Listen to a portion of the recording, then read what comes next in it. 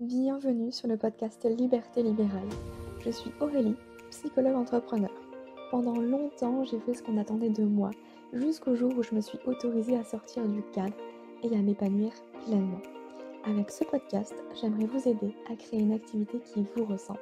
Alors ensemble, incarnons les thérapeutes de demain. Bienvenue dans l'épisode numéro 89 du podcast Liberté libérale.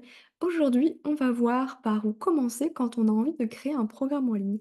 Peut-être que vous êtes un petit peu dans cette énergie-là avec la rentrée, l'envie de faire un programme en ligne, d'exercer votre métier autrement ou en tout cas de commencer à diversifier un petit peu votre activité.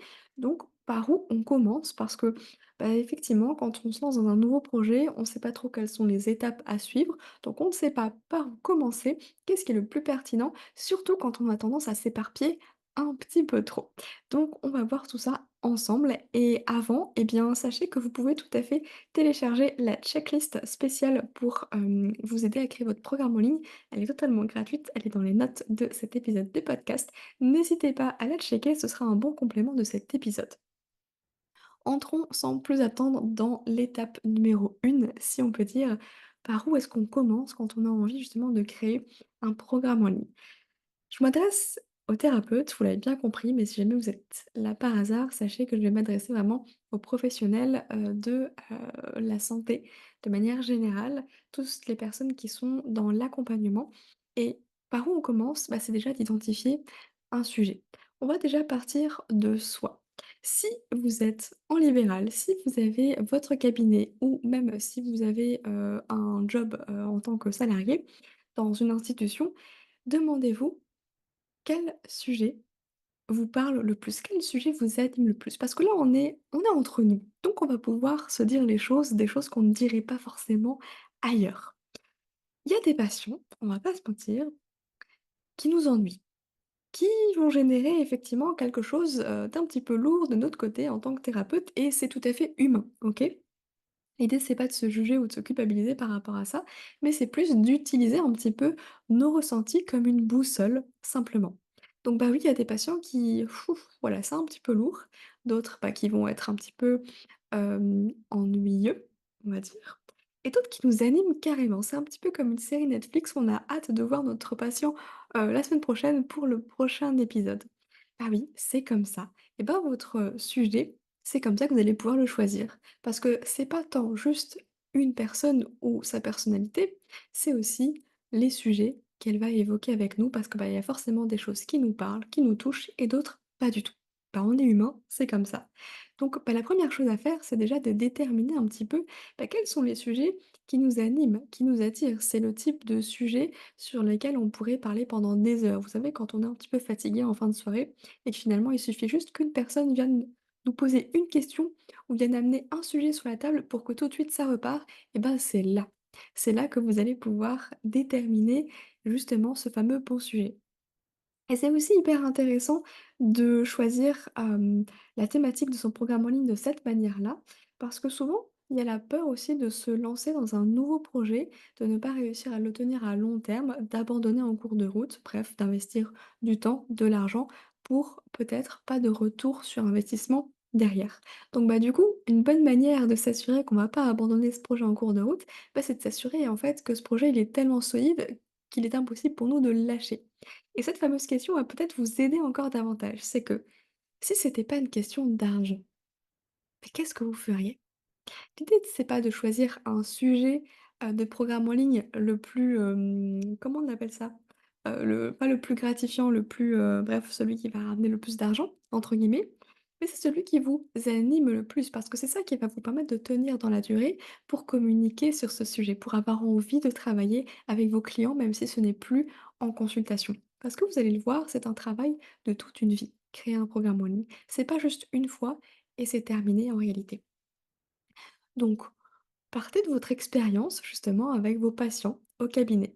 Si vous n'avez jamais eu de patients encore au cabinet ou en institution, partez de vos stages ou simplement des cours que vous avez suivis. Il y a forcément des thématiques sur lesquelles vous ne voyez pas le temps passer et d'autres sur lesquelles vous comptiez les secondes. Mais basez-vous sur ça. Il y a peut-être naturellement aussi des livres, des épisodes de podcast, des vidéos YouTube. des films, des séries vers lesquels vous allez vous diriger instinctivement. Beh, cherchez le point commun de tout ça.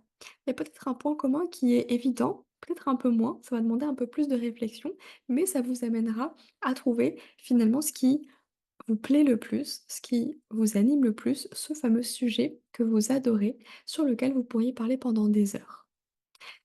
Si aujourd'hui ce sujet vous vous sentez suffisamment, expert, eh ben, allez-y comme ça.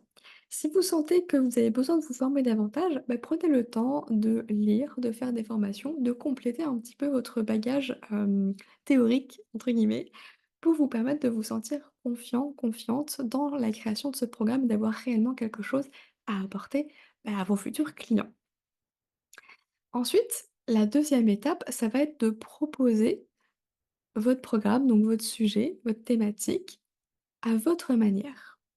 Et qu'est-ce que j'entends par là, à votre manière? C'est qu'il y a souvent une peur qui se cache aussi derrière, ce projet de lancer un programme en ligne, de devenir formateur finalement. C'est qu'on a peur de ne rien avoir d'intelligent à proposer. C'est qu'on a le sentiment que tout existe déjà et qu'on n'apportera rien.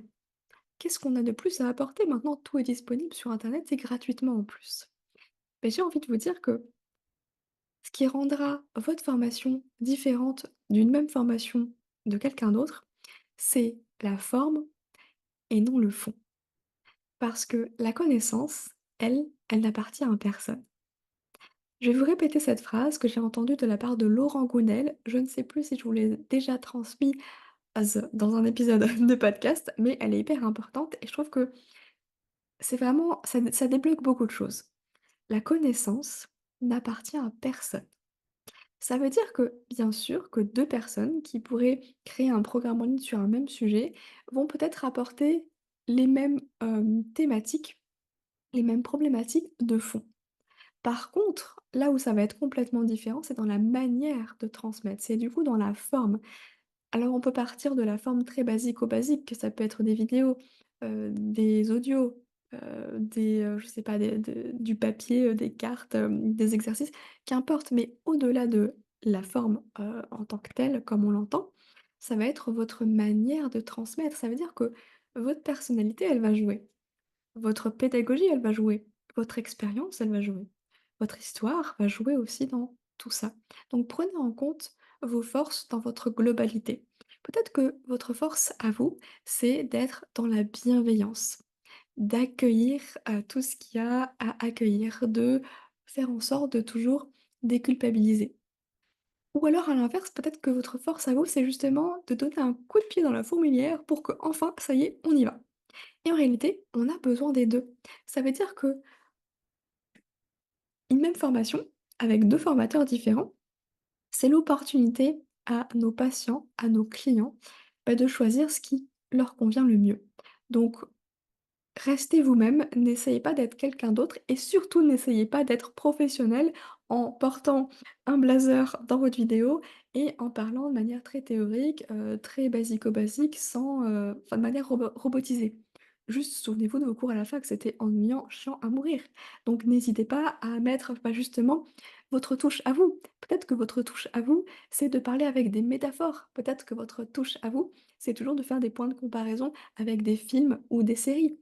Peut-être que votre touche à vous, c'est de créer tout un univers. Pourquoi pas un univers autour de Harry Potter et tout ce que vous allez partager, créer, ce sera toujours en lien avec, bah, des éléments d'Harry Potter. Donc clairement, ça va être un élément différenciant pour vous. Et peut-être que votre touche à vous, c'est simplement, d'avoir, des blagues pourries, pas drôles, et bah, c'est vous et c'est comme ça qu'on va vous choisir aussi. Donc n'hésitez pas à mettre vraiment de vous dans votre formation parce que en réalité, c'est ça qui va faire que ça va être complètement, différent de ce qu'on trouve sur le marché. Quand vous allez faire vos courses au supermarché et que vous êtes devant le rayon, qu'est-ce qu'on va prendre comme rayon, tiens? Le rayon compote. Bah, une compote, c'est une compote, quoi. Il y a pas, 15 000 manières, de faire une compote. Comment vous allez les choisir? Si on met le prix de côté, bah, vous allez peut-être regarder, la liste des ingrédients, vous allez peut-être scanner avec votre application Yuka, vous allez peut-être privilégier, je sais pas, sans sucre ajouté et cetera et cetera. Bref, c'est autant de petits détails qui vont permettre, de différencier le produit, mais en soi, ça reste une compote, quoi. Vous voyez un peu l'idée? Bref, typiquement, vous voyez, transmettre avec des métaphores, c'est hyper parlant. Donc si c'est votre manière de faire, beh, utilisez-la, abusez-en, parce que c'est ça qui va vous différencier d'une formation qui serait, identique sur le sujet. Encore une fois, la connaissance n'appartient à personne, donc évidemment, vous n'allez pas réinventer la roue et c'est surtout pas ce qu'on vous demande. Ce qu'on vous demande, c'est simplement de, transmettre avec vos mots, avec votre pédagogie, avec qui vous êtes, avec votre bagage, votre expérience et cetera et c'est ça qui fera la différence. Donc vous n'avez pas besoin d'avoir quelque chose d'intelligent à proposer. Vous n'avez pas besoin d'avoir, quelque chose de révolutionnaire à proposer. Vous avez juste besoin de prendre ce qui existe déjà, ce qui a été, étudié, vérifié, scientifiquement validé et de le partager à votre manière, tout simplement. Vous êtes simplement un une nouvelle compote dans le produit rayon frais et en plus, les compotes se trouvent au rayon frais et au rayon, pas frais. Donc, bah, voilà. Bref, vous avez compris, on va arrêter cette métaphore ici.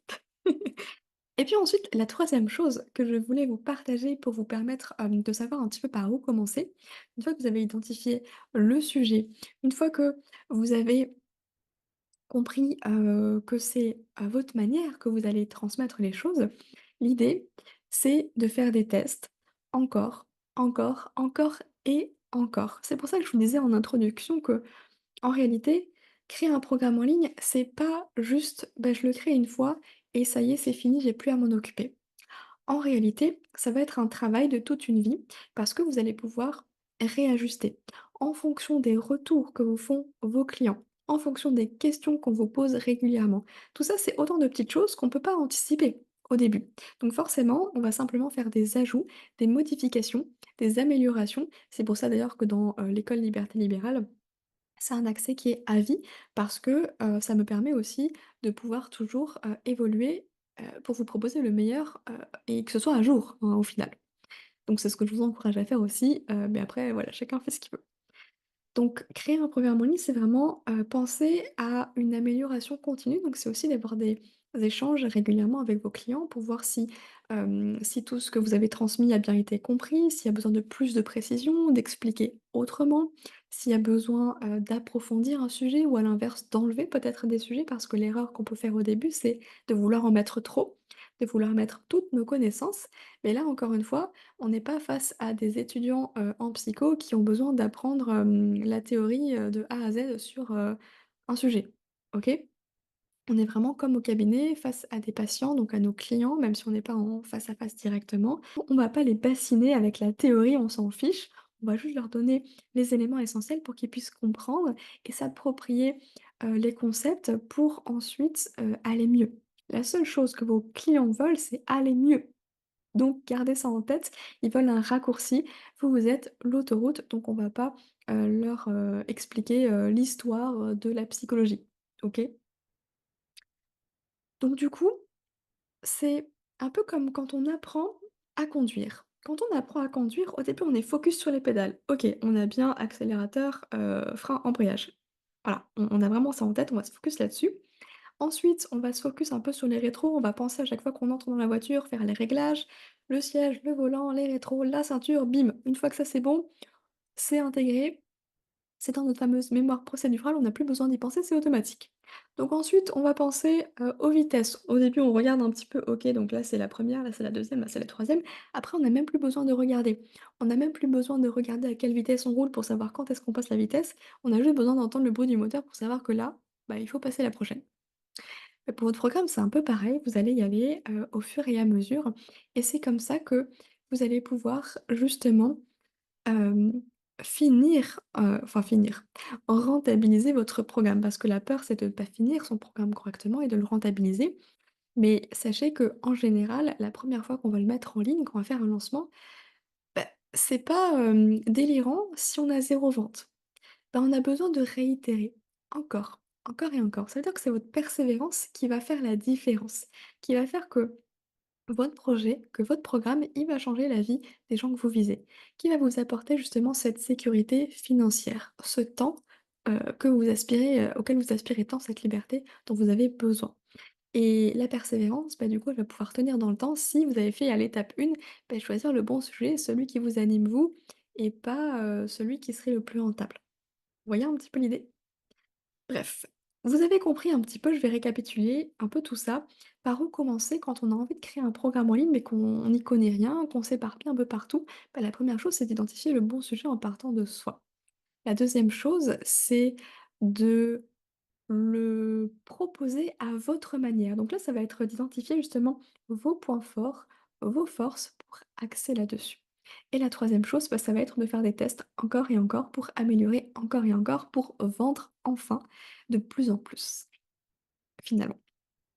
Donc si vous avez tendance à vous éparpiller un petit peu trop, n'hésitez pas à aller télécharger la checklist pour, avoir en fait directement sur papier toutes les étapes à suivre pour créer votre programme en ligne.